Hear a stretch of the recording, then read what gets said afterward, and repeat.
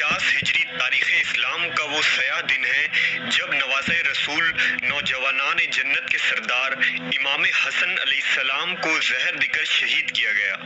आपके मुतालिक खातिमुल अंबिया मोहम्मद सल्लल्लाहु अलैहि वसल्लम ने पेशन गोई फरमाई थी कि इमाम हसन की वजह से मुसलमानों की दो बड़ी जमात में सुलह होगी और इस उम्मत में होने वाली फितना व फसाद और खाना जंगी का इमाम हसन के बाबरकत ज़ात की वजह से खात्मा होगा। लिहाजा सन 40 हिजरी में इमाम हसन अलैहिस्सलाम खिलाफत से दस्तबरदार हुए और अमीर मुआविया को हुकूमत सौंप कर मुसलमानों को आपसी लड़ाई और तकरार से बचाया।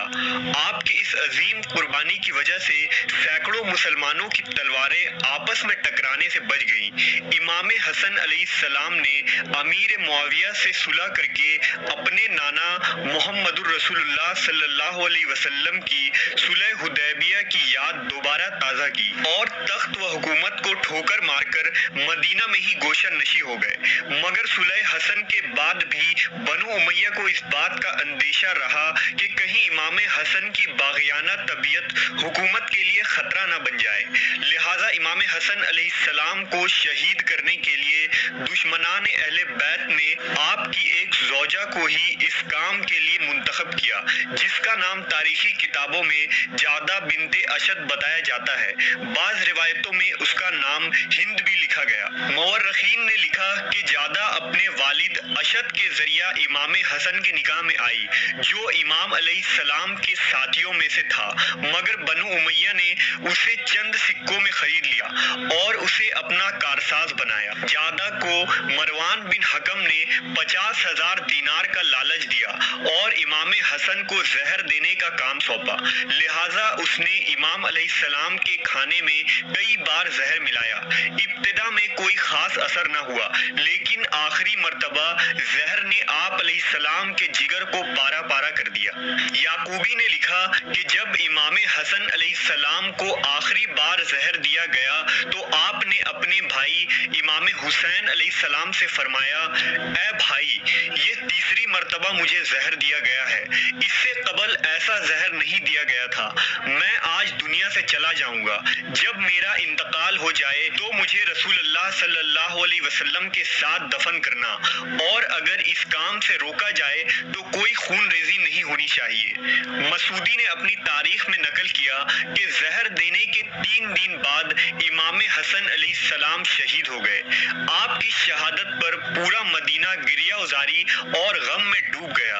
आपके जनाजे पर मदीना के बूढ़े जवान, बच्चे, मर्द, औरत, गुलाम और मवाली तमाम लोग जमा हो गए। अरबों की पहली जिल्लत व रुसवाई हसन इब्ने अली की शहादत ही थी। आपके जनाजे को वसीयत के मुताबिक हुजरे आयशा में ले जाया जा रहा था। तब मरवान को खबर हुई। वो सिपाहियों के साथ हुजरे के सामने खड़ा हो गया। मरवान ने कहा कि जिस तरह हमारे चचाजाद उस्मान को नबी सल्लल्लाहु अलैहि वसल्लम के पहलू में दफन नहीं होने दिया गया, उसी तरह हम हसन बिन अली को भी यहाँ दफन होने की इजाजत नहीं देंगे। इब्ने असाकिर और बाज़ किताबों में नकल हुआ है कि बनु उमैया के सिपाहियों ने जनाजे की तरफ तीर चलाना शुरू किए ताकि लोग जनाजे को लेकर पीछे हट जाएं। लिहाजा जिस ताबूत में जनाजे को ले जाया जा रहा था उस पर 70 तीर लगे, जिसे बाद में निकाला गया। मरवान और सिपाहियों ने असलहा उठा लिया और लड़ाई का माहौल बन गया। अन करीब ये झगड़ा खून रेजी में तब्दील हो जाती, लेकिन इमाम हुसैन अलैहिस्सलाम ने कहा, खुदा की कसम, अगर मेरे भाई ने मुझसे अहद व पैमान नहीं किया होता कि खून रेजी नहीं होनी चाहिए, तो तुम लोग देखते कि तलवारें कैसे तुम्हारी जानें लेती हैं।